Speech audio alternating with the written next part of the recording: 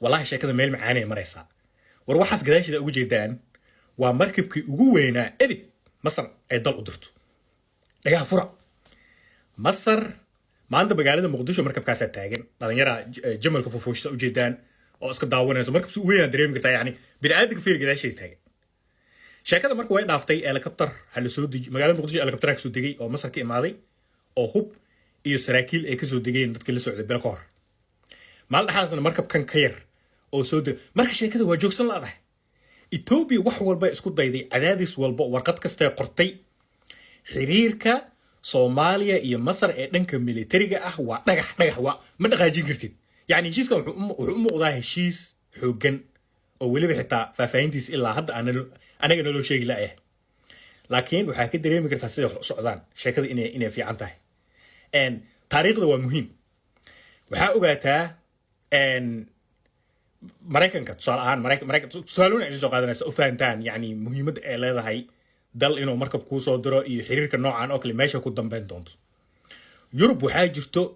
xilli ay qarka u saarneed inay burburto oo baahi iyo ayaga dhan sida maanta wadamada qaar Afrika ay yihiin oo kale inay yurub noqoto afartameeyadii wax yara uga dhinay waa burburta yurub Hitler iska jajabsaday markii dambo maraykan waagaas awood wuu lahay laakiin dunidaas ciidamo iyo waxba uma joogin mogta maraakiibtii Pacifica soo martay maraykanka kuwa Guam ka degay kuwa Japan ka degay kuwa South Korea ka degay noocaani ahaayeen dadka taariikhda xasuusta maraakiib waaweyn oo maraykan ah kadib markii heshiis saxiix ay galeen Korea la geeyey Japan la geeyey Jarmalka la geeyey maraykan amaan igama ahaanay waxaa rabaa taariikhda inaad ka fahantaan markii maraakiibtan waaweyn meelahaas la geeyey saldhig military iyo ciidan military ay ka degeen weliba maraakiibta noocood ugu waaweyn maraykanka diyaarada yar yar oo marka hore hub ku geeyey markii dambe sheekada markabay gaartay waagaas midowga Soviet wuxuu dhahayay maraykanoo joog ha soo gal waa sheekada Ethiopia ay wado ay ciidamada reeb militariga ha keenin ma soo degi kartid saldhig adi almuhim warkada ku soo koobo maanta telefishinada aad daawatiin iyo mobilada isticmaashiin adig wax alaali wixii teknoolajiyad ah saddexda dal ee ugu horeysa mataqaana saddexda dal maanta teknoolajiyad ugu horeysa markii maraykan laga reebo adig mataqaana waa Korea waa Japan waa Germany baabuurtooda waa kuwa ugu fiican dunida la wato yani macnaha marka waxa ka wadaa heshiisyadaas military ahaanta u bilowday dalalkaas ayagoo burbursan dagaal ka soo kabanayay wuxuu u horseeday partnershipkaas inuu noqdo kuwa lagu faa'iido labada dalba ay ugu faa'iidaan maraykanna waxbuu ka soo qaatay uu ka faa'iiday waxbuu siiyey iyagana way ka faa'iideen dalalka maanta ugu barwaaqaysan oo dhaqaale ahaan ugu sarreeya waay wallaahi ani haddaanan qaldaneen intaasaa ka dhex arkaa Masar iyo Soomaaliya heshiiskan hadda galnay Masar waa dal qani ah laakiin anaga kheyraadka heesano ayaga ma heestaan badaas aan leenahay iyo dhulkeena kheyraadka ku jiro waxaas way ka ogyihiin CC asaga wuu ka ogyahay marka in Ethiopia oo baahi ah ayadaba isdilayso wadanka laga buriyo bax la dhaho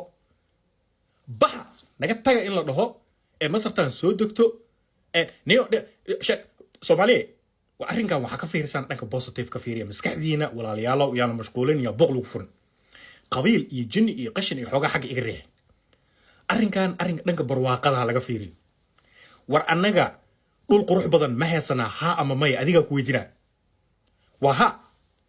war kheyraad fara badan badeena iyo dhulkeena iyo buuraheena iyo duurkeena iyo saxaraha xitaa Soomaaliya ku yaalo kheyraad ma ku jiraa mise kuma jiro dunidu waa ogtahay ay soo ogaan weys Masar way ogtahay ay soo ogaan weys Ethiopia ogtahay ay soo ogaan weys marka anaga Masar hadday noo soo degto ciidamada cadawgan soo jireenka oo badeena rabo iska celino oo xuduudaheena sugano Masar ilaahayo kun ka sano soo socoto saldhig military meesha diris manihin waxay xadi karaan male laakiin anaga sida South Korea iyo Japan iyo Germany ka dhacday ee ku barwaaqooween ilaa haddeertan ciidamada Maraykanka ee u dhex joogaan dalal awood lehna ay yihiin yes Maraykan afartamiyadiisu u galay ilaa hadda kama soo bixin ani waxba taaginaayba Masar iyo Turkey dalkeena ha imaadaan saldhigyo permanent ha ka dhistaan anaba aaminsanba ma dhul laga qaadana adi wamay fiiri adiga muhiimadaada waa qof dhaqankiisa diintiisa dalkiisa calankiisa ku dhigan oo barwaaqaysan war wiil 20 jir tahay guriga u baahan tahay adiga leedahay xaaskaada ma waxa u baahan tahay shaqo aad qabsan kartid in nabada u baahan tahay annaga Soomaaliyeedana waa ina fikirnaa dalalkan danteena ku jirto warwarka idin soo koobo markabkeena waa yimid ha laga qariyo abiya laga qariyo muuqaalkan yaa la tusin Etoobiyaanka kale ha laga qariyo yaa la tusin ninkii CIA da shalay horta soo degay magaalada Muqdisho sheekadahan hadda baaristeeda oo ku jira ha igu hurdina baaristeeda oo ku jira wixii laga wada hadlay ninka CIA da muxuu Soomaalida u sheegay xalane ma la xiri rabaa marun oo xalane hadii la xiro masaldhiga Mareykanka ee Djibouti laga soo guurinayo ma xalane la keeni rabaa oo hadda qorshaha ka socdo ma la bedeli rabaa waxaas oo dhan wallahi falankeeda oo ku jira ha igu hurdina laakiin waxa rabay warkaan farxadda leh ina idin la qaybsado dad xanaaqi doono masar iyo maxay isku keen dhamaan Ethiopia dad soo qoray war duli baa taanyo duli baa tahay fikrin aqli aan lahayn tahay war aniga waxa taaganahay hambayo Soomaal ah isku hambaliyas masar taas u soo gashay barnaamijkan oo lugaha kula jirtay hadda ayada dhana dabaalinayso annagana waa ku faraxsanahay waa u baahannahay dalal fiican oo awood leh ina heshiis la galno waa u baahannahay Turkiyo noqod shidaalkeena waa maasta walaalkiyo kasta qaadinays qaado kastayna nasiib masar miyaha dhiso saldhigyada ciidan Ethiopia miyaha bah mukrabno firi Uganda markuu dalka imaanay iyo Burundi xukunkan wala waa joogayaas Muqdisho markii la soo dijinayay say u xumaayeen la ciyaal garaabay noo soo ururiyeen firi waxa yaab leh markab lagu ma keenin diyaarado oo motorkooda uu halaawaya lagu soo dijiyay magaalada Muqdisho markaas ay ka soo daateen markaas loo labisay wala anaad waxa taaganahay alxamdulillah waagaas wixii soo aragnay ila balabadii